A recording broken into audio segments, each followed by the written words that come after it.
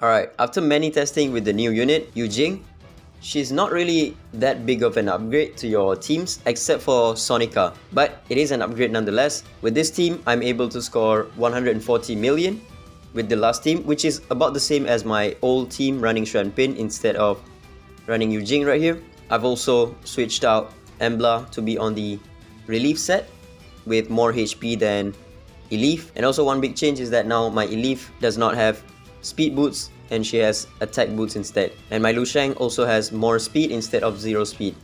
The rest is unchanged, and I find that Yu Jing reduces the RNG of your teams by a lot. I can easily get above 100 million, okay, not now though, 66 million, but most of the time I'm gonna be getting above 100 million, whereas if I were to run the Xuanpin team, it has almost the same amount of highest possible score, but the average score of the Xuanpin team is a lot lower. Okay, now I'm getting super unlucky. I did a few runs just now and managed to get 140 million with the team 3 just now. Yeah, there we go, 155 million, and we scored roughly 130 million with this team. That's another 127 million. Alright, this time around I'm running a slow Lu Shang, and the score is once again 130 million. Alright, I'm almost completely dry of crystals, so we'll just have to take a look at this run. 158 million. Unfortunately, couldn't break the high score of 174 million. Okay, my team 2 is doing a lot worse actually.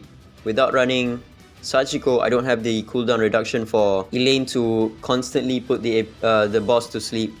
So the boss just starts to one-shot my Elaine whenever he gets the golden rim buff. Team 1 and Team 2 score only 29 million, which is not the best. But yeah, once again, when it comes to Phobetor, you want to have at least either a sleep unit or a disease unit. That's the reason why you can't really swap out Embla for this team. If you want to swap out Embla, it either has to be a unit that has disease debuff like Mateo or something. Mateo could do pretty well here, I think, or a unit that has sleep debuff.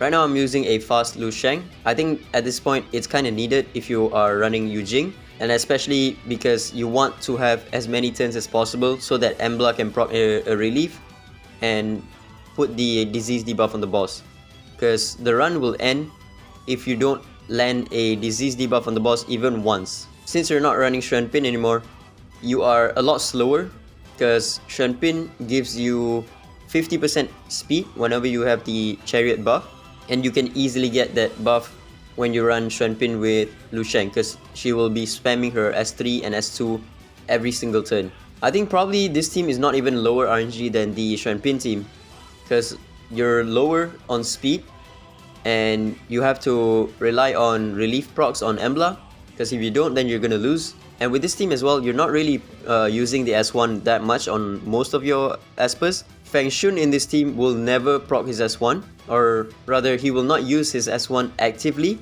He will only use it during pursuits, right?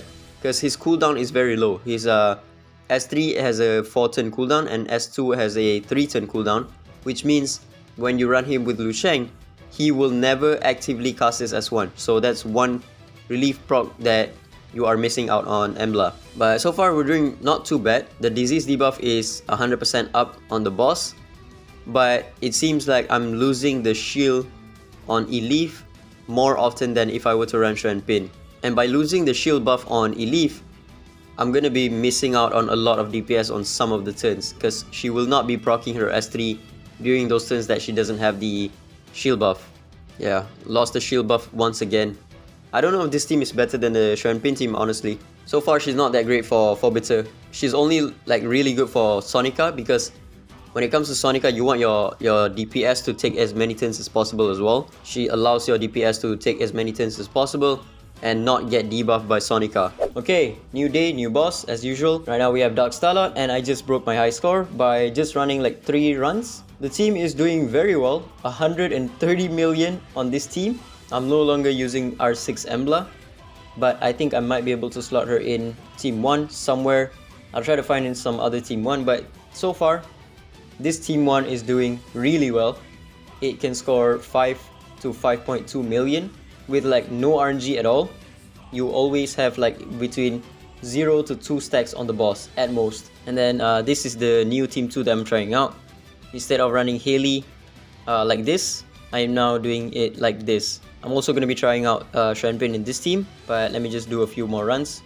And I've also switched up some of the runes around. I opted to give my supports more HP instead of defense, because Dark Starlord does reduce your HP cap. So when he reduces your support's HP cap, sometimes this S2 can go to your support. So I've instead give Feng Shun HP percent instead of attack, and my Haley is on HP, and speed. 174 million, it's very consistent. And we did score above 124 million once again.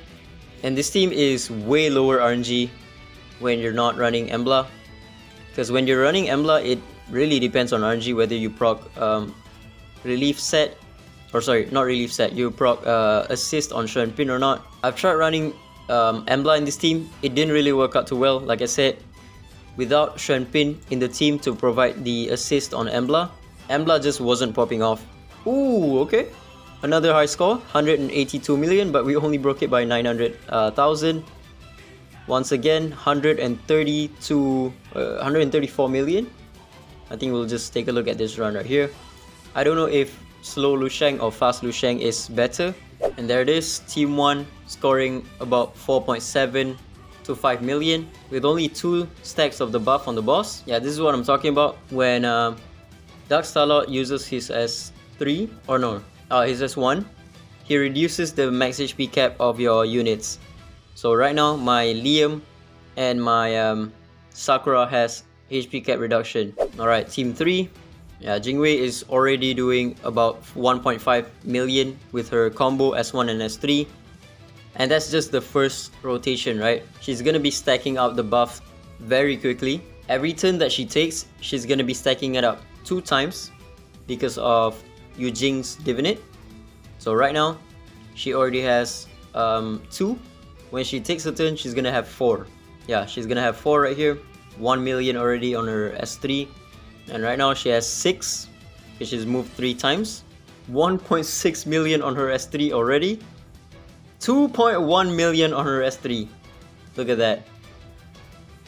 Yeah, see? Now my Yu Jing has HP cap reduction. That's the reason why you want your, especially your Feng Shun, right? Your Feng Shun to have HP gear instead of attack gear at this point. Because if you go attack gear, he's going to take a lot of damage. And if his HP cap gets reduced to below Elif, then the warm welcome buff will actually go to him instead of Elif. And that's going to be a big problem, because your Elif is not going to get the fast stacking anymore. I think at this point Elif already has maximum stacks. And we're not even halfway of the turn count in Dark Starlord. One annoying thing about Yu Jing is that she provides the immunity buff for Dark Starlord, because Dark Starlord can steal your buffs, and when he steals the immunity buff, he can be immune for like 1 or 2 attacks, which can lower your score by about maybe 1 to 2 million. So right here, yeah, there we go. The boss stole the immunity buff, so he's immune to all of my defense break. He's immune to the seer debuff, the fervor stacks. The only way that I can remove this is by proccing S3 on Elif. There we go, we removed it, but it took like 5 turns for me to remove the buff. That's a lot of points missing. Alright, not bad. We survived all the way to the end. Nobody was close to dying. And yeah, once again, 133 million. I think this is my highest with this team. With the Embla comp plus the Shenpin in the team, I think I did score like 130 million once, but it's very high RNG. With this team, you are consistently scoring above 90 million. But yeah, if you're low on resources, you don't really need to summon for her, because she's not really that big of an upgrade even in Phobetor Fantasy, and even in other areas of PvE as well. Without Lusheng, she is like pretty terrible of a unit. Without Lusheng, her kit is like 20%. She only grants immunity with her S3. Her passive is kind of trash as well without Lusheng. And then her S1 is just normal. 25% or 30% AP for her and the Esper with the warm welcome. And she doesn't even have a Divinate if you don't run her with Lusheng. That's how terrible she is if you're not running her with Lusheng. So yeah, once again, if you're low on resources, you can definitely skip her. That's about it. Ciao.